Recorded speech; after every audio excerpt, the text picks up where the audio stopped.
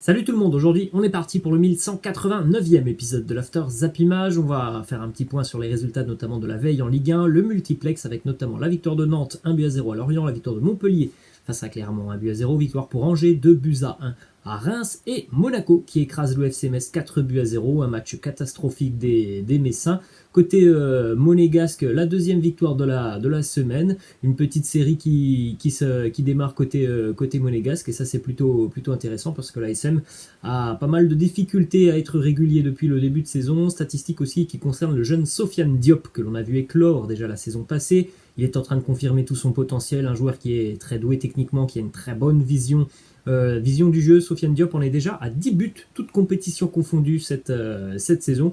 C'est un réel plaisir de voir évoluer notamment Sofiane Diop ou encore Aurélien Tchouaméni dans le milieu de terrain de l'AS Monaco. Direction la Côte d'Azur, du côté de Nice où les Aiglons ont été sévèrement battus à domicile hier par Strasbourg 3-0. Ludovic Ayork, Habib Diallo, l'un des meilleurs duos d'attaquants en Europe, le duo Ayork-Diallo. Et puis un troisième but signé Adrien Thomasson. Encore une fois, l'OGC Nice passe complètement à côté de son match. C'est pas la première fois depuis le début de saison, c'est quand même assez régulier côté niçois d'être complètement absent des débats. Nice d'ailleurs est une des plus mauvaises équipes de Ligue 1 en première mi-temps. A contrario, ils sont beaucoup plus à l'aise en seconde mi-temps. Une petite déclat de Christophe Galtier, l'entraîneur des Aiglons, qui nous dit « Je suis le seul responsable ». Moi, je ne suis pas d'accord avec cette déclaration. Il faut aussi responsabiliser les joueurs niçois parce qu'on l'a dit, c'est pas la première fois que Nice, depuis le début de saison, passe complètement à côté d'un match. Tout le monde a sa part de responsabilité côté niçois. Une statistique sur Andy Delors, c'est quand même assez fou.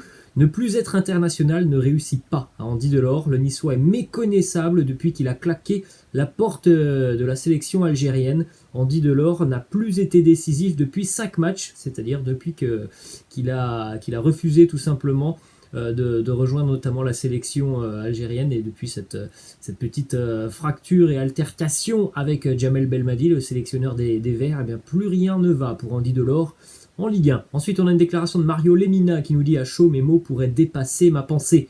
Il va falloir redescendre sur terre. Ce soir, c'était pire que tout. On est à côté de la plaque. Il n'y a plus de gamins. Alors, on va se parler franchement, entre hommes, et ce, dès demain. » Ensuite, direction cette fois-ci Strasbourg, la déclaration de Julien Stéphan, l'entraîneur des Alsaciens, évidemment satisfait du match de ces hommes. Il nous dit « Les 30 premières minutes ont été exceptionnelles. Il y a eu un jeu de qualité. Ce sont sûrement les meilleurs depuis le début de saison, mais lors de la seconde période, nous avons bien moins utilisé le ballon.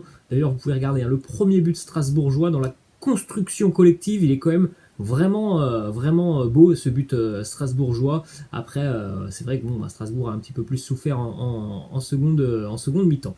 Ensuite, autre résultat hier, c'était en début d'après-midi, la gifle reçue par l'AS Saint-Etienne à domicile face au Stade Rennais, 5-0 pour les Bretons, un triplé notamment pour Martin Terrien, un but d'Yvan Masson contre son camp, et Hugo Choukou qui marque côté Rennais en fin de match. Bruno Genesio évidemment satisfait de la réponse de ses hommes après la défaite en milieu de semaine face aux champions de France lillois, alors que Rennes était sur une série de 13 matchs consécutifs sans défaite. Ils étaient tombés donc en milieu de semaine. Bruno Genesio qui nous dit il y a eu une prise de conscience tout de suite. Les Bretons ont répondu hier après cet échec de milieu de semaine. Du côté rennais, une statistique aussi sur le milieu de terrain croate, Lovro Madjer, qui est le premier joueur à délivrer 3 passes décisives à un même partenaire, en l'occurrence Martin Terrier, lors d'un match de Ligue 1 depuis qu'Opta analyse la compétition, donc depuis 2006-2007. Ça n'était jamais arrivé de voir un joueur donner 3 passes décisives à l'un de ses coéquipiers. Ensuite, côté stéphanois, évidemment, cette défaite, c'est la défaite de trop pour l'AS Saint-Etienne et pour son entraîneur Claude Puel qui a été mis à pied. Les Verts sont bons derniers de Ligue 1. Le bilan de Claude Puel donc à Saint-Etienne, puisque l'aventure est terminée, 88 matchs, 26 victoires, 23 nuls, 39 défaite pour Claude Puel, une moyenne de points de 1,07 points pris par match, 47% de défaite à la tête de l'AS Saint-Etienne. C'est tout simplement aussi le plus faible ratio pour un entraîneur ayant dirigé au moins 50 matchs à la tête des Verts.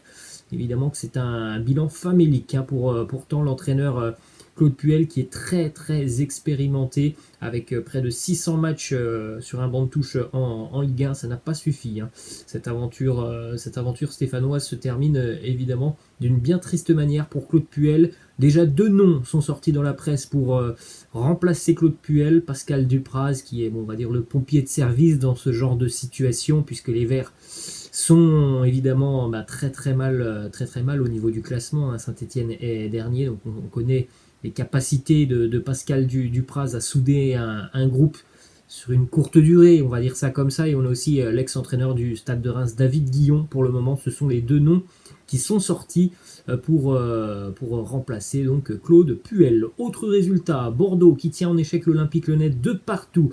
L'OL avait ouvert le score par Jason Denayer. D'ailleurs, Jason Denayer est sorti sur blessure. On en apprendra certainement plus dans le courant de la journée ou demain. Ça a l'air assez sérieux pour Jason Denayer. Malo Gusto qui égalise contre son camp. Côté lyonnais, on a repris l'avantage avant la mi-temps par Thiago Mendes avant l'égalisation de Elis à la 58e minute. Encore une fois, l'OL s'est sabordé tout seul. Une petite banderole hier du côté de Bordeaux, banderole des Ultramarines qui avait un petit message à faire passer au groupe girondin. Mettre des buts relève du talent, bien défendre relève du courage et de la cohésion. Soyez digne, Bordeaux est tout simplement l'une des plus mauvaises, si ce n'est, j'ai pas la stat en tête, si ce n'est la plus mauvaise défense de Ligue 1. Ensuite, autre statistique, Bordeaux n'a remporté qu'un seul de ses 9 premiers matchs à domicile en Ligue 1 cette saison. Une victoire, 4 nuls, 4 défaites, c'est le pire départ à domicile de l'histoire des Girondins de Bordeaux. Ensuite, du côté de l'Olympique Lyonnais, la statistique en ce qui concerne Peter Bosz, pour lui aussi c'est difficile. Peter Bosz compte seulement 23 points après 16 matchs sur le banc avec l'Olympique Lyonnais. Il s'agit du plus faible total pour un entraîneur lyonnais en Ligue 1 à ce stade de la compétition depuis l'année 2000 et les 20 points de Jacques Santini. On a une déclaration de Anthony Lopez, le portier de l'Olympique Lyonnais, qui nous dit être tout simplement très déçu et annoncer qu'il va falloir du changement, des réactions côté lyonnais. C'est totalement inadmissible quand on est l'Olympique Lyonnais de ne pas gagner ce genre de match et d'être si loin au niveau du classement. L'OL est pour le moment dans le milieu de tableau. Évidemment, après 16 journées, on a quasiment fait la moitié de la saison. C'est un bilan qui est très très mauvais pour l'Olympique Lyonnais.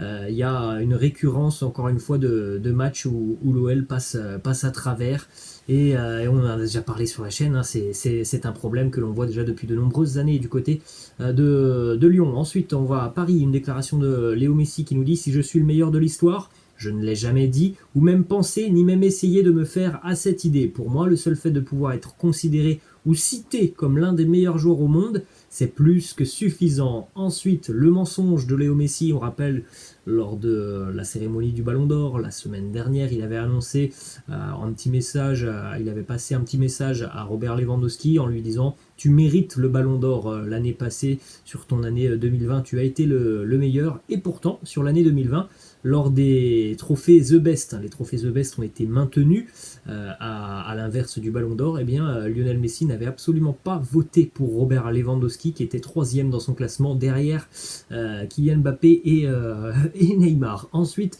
on enchaîne aussi du côté de Paris avec une déclaration de Kylian Mbappé qui nous dit: si je suis le patron du Paris Saint-Germain, et bien quand tu joues avec une équipe où il y a Neymar et Messi, t'auto-proclamer patron, c'est oser dire qui est le patron, on s'en fout un peu. Le but est de mettre les trois dans de bonnes conditions. Autre déclat de Mbappé sur ses passes décisives. Notamment, il nous dit: je suis le meilleur passeur du championnat. En Ligue des Champions aussi. Ça prouve que je ne suis pas un égoïste qui ne pense qu'à marquer. Je peux encore faire mieux. Une autre déclat de Kylian Mbappé sur son avenir.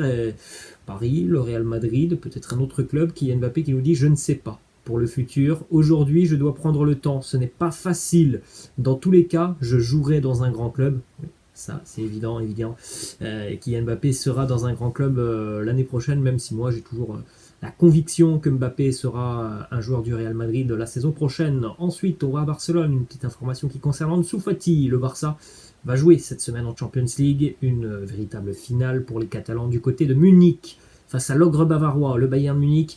Mauvaise nouvelle côté Barça, puisque Ansu Fati est forfait pour ce match de Champions League face au Bayern Munich. Xavi préfère ne pas prendre de risques et l'Espagnol sera donc laissé au repos pour éviter une rechute. On a une petite déclat de Pedri qui a remporté notamment la semaine passée le trophée Copa Pedri qui nous dit ce serait incroyable de gagner le Ballon d'Or, ça reste l'un de ses rêves. Il est aussi conscient que c'est une mission quasiment impossible. Il nous dit le Ballon d'Or, les milieux de terrain ne le gagnent jamais. Direction l'Angleterre cette fois-ci, la victoire des Red Devils de Manchester United, 1-0 hier face à Crystal Palace. Un but de Fred pour les Mancuniens, c'était aussi donc la première de Ralf Rangnick sur le banc de touche de Manchester. Petite déclat d'ailleurs de Ralf Rangnick qui nous dit ces joueurs sont capables de marquer des buts. Aujourd'hui, nous avons dû faire preuve de patience, mais nous sommes capables de marquer des buts. Donc tant que nous gardons des clean sheets, nous serons toujours capables de gagner des matchs importants pour Manchester United. Ce clean sheet hier, parce que ça faisait 9 matchs consécutifs à Old Trafford où ils encaissaient des buts. Donc Ralf Rangnick est un entraîneur qui va chercher à trouver un équilibre et une osmose défensive du côté de Manchester. Il nous dit avec la manière dont nous avons joué aujourd'hui, avec cette intensité et 4 joueurs offensifs, c'est important d'avoir des joueurs très disciplinés et agressifs comme Scott McTominay et Fred qui sont presque parfaits défensivement là-dessus. On a vu une équipe de Manchester United très agressive avec un énorme pressing hier, un petit peu à l'image de ce qu'a fait Lens sur la première mi-temps face au Paris Saint-Germain. C'est ce qu'on a vu hier du côté de Manchester face à Palace. Statistique qui prouve d'ailleurs que en l'espace de 3 jours, Ralf Rangnick a demandé des choses à ses joueurs. Il a demandé un énorme pressing, empêcher les relances de Palace. Et regardez cette stat, Manchester a récupéré dans le dernier tiers du terrain, donc dans le dernier tiers de Palace, 12 ballons. C'est le total le plus élevé dans un match de Manchester United en Première Ligue depuis que Sir Alex Ferguson a pris sa retraite. On poursuit avec une déclaration de Mohamed Salah sur son avenir. Liverpool, le FC Barcelone, peut-être un autre club. Mohamed Salah qui nous dit j'ai lu sur l'intérêt de Xavi. C'est quelque chose qui me rend heureux qu'une équipe comme le Barça s'intéresse à moi. Mais je suis très heureux à Liverpool pour le moment. Je préférerais rester en Première Ligue, la meilleure ligue du monde. Ça a le mérite d'être clair.